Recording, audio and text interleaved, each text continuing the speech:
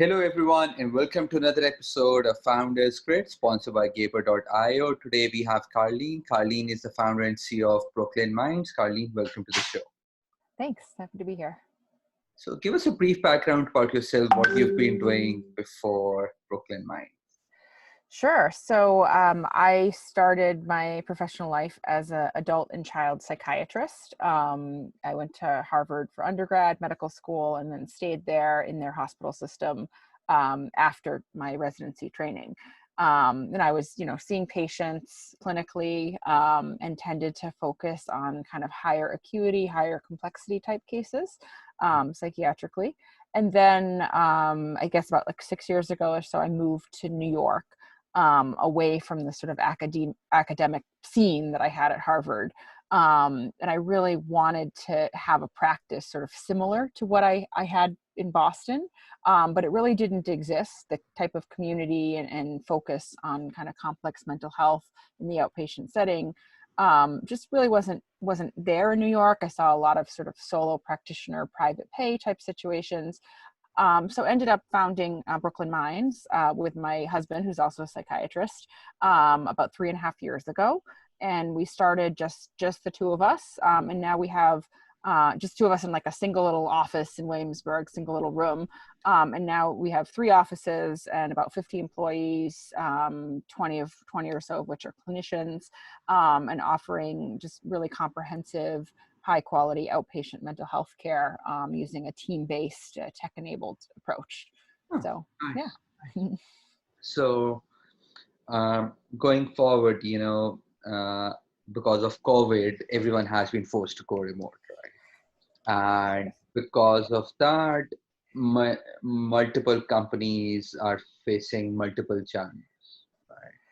So, let's start with the creativity element of how to do creativity through Zoom, because prior to this it has always been, the creativity comes around pizza, 6 people around a pizza and you put them in a box and they're kind of like creative and they come up with the next marketing idea or the next idea. So let's start with that. What are your thoughts on that?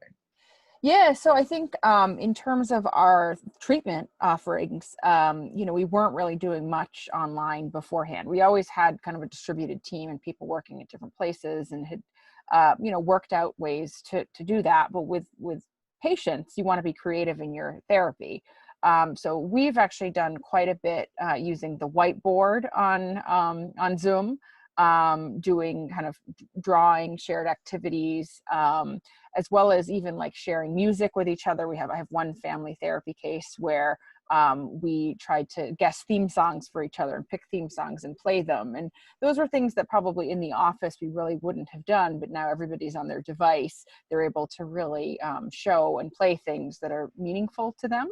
And that has kind of, I would say, inspired newer kind of exciting conversations. And we're seeing a lot of families become even more engaged in family therapy, I would say, than they had been in the office setting, which is just sort of traditional. And you come in and you sit down and maybe you do an activity, but it's not quite the same. It's not quite the multimedia experience that we've been able to make it since switching to telehealth. So, next question. Because of the recent scenarios and the recent killing of George, it has sparked very unfortunate, and we're seeing all the protests and everything happening in the city, in the country, in the whole process. So, what are you advising to your patients, customers, their families? How to pass these mental health times? Just being in front of Zoom and things like that. Yeah, I mean, I think that when COVID hit, there was obviously a lot of challenges with self-care and people's routines being disrupted and dealing with tremendous uncertainty. And during that time, there was a lot of focus on people developing routines they could stick to in the pandemic, kind of creating structure to their day, and doing basic things: exercise, sleeping, eating well. Finding ways to connect with others in a sort of, thoughtful way.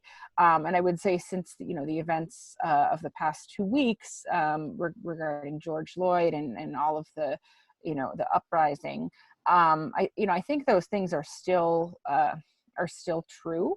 I think the only difference is now that I think curiosity has a bigger role to play, and I think being curious about the other people in your life, particularly people who don't have the same skin color of you, don't come from the same cultural background, just kind of asking them what they need, or what they would like to share or not share, and being like really flexible for people that really they might want to talk and others might not want to. Others might find that intrusive, in terms of our coworkers and whatnot. So really just, I would say, listening, and being flexible during this time.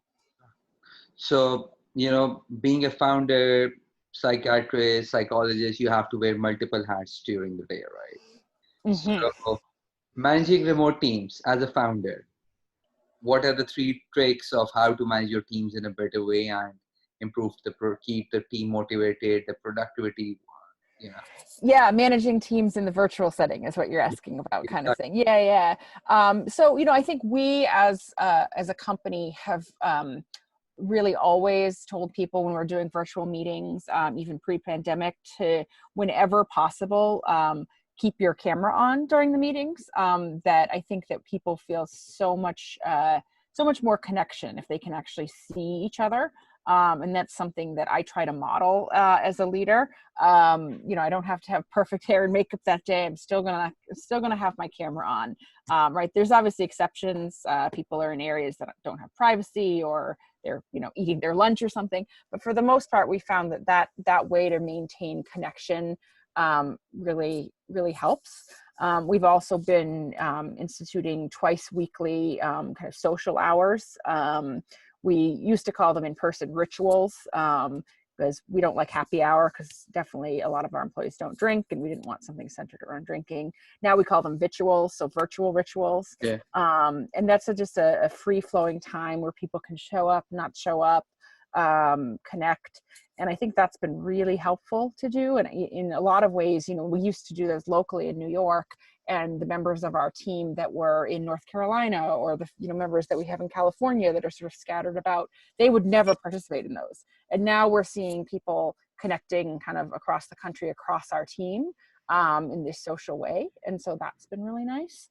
And then I think the third thing really would be just doing more checking in. Am I getting that right?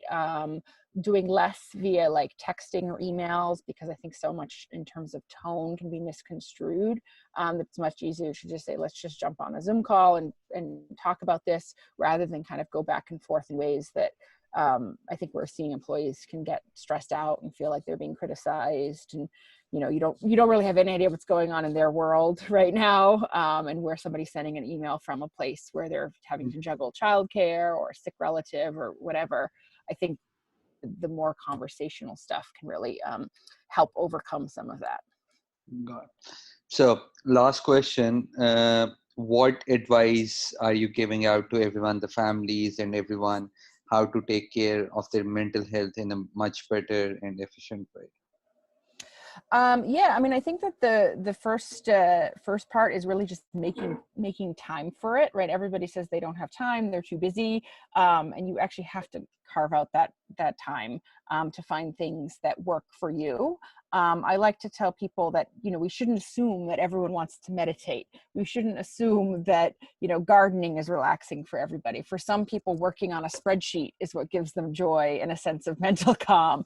And so really, for people to reflect for themselves what makes them feel centered, what makes them feel that they have some value, that they're something that is good for their mental health, is going to look really different for each person.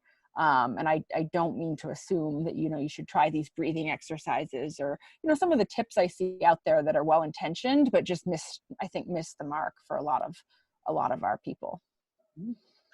Carlene, thank you so much for being on the show. We would have loved to discuss more, but my marketing team tells me I have to keep it within 9 minutes. Otherwise, they cut me off. They literally cut me off. So, All right. Well, no, happy to be here, and yeah, have a good rest of your day. enjoy. Stay safe. Take care of All yourself. right. Thank you.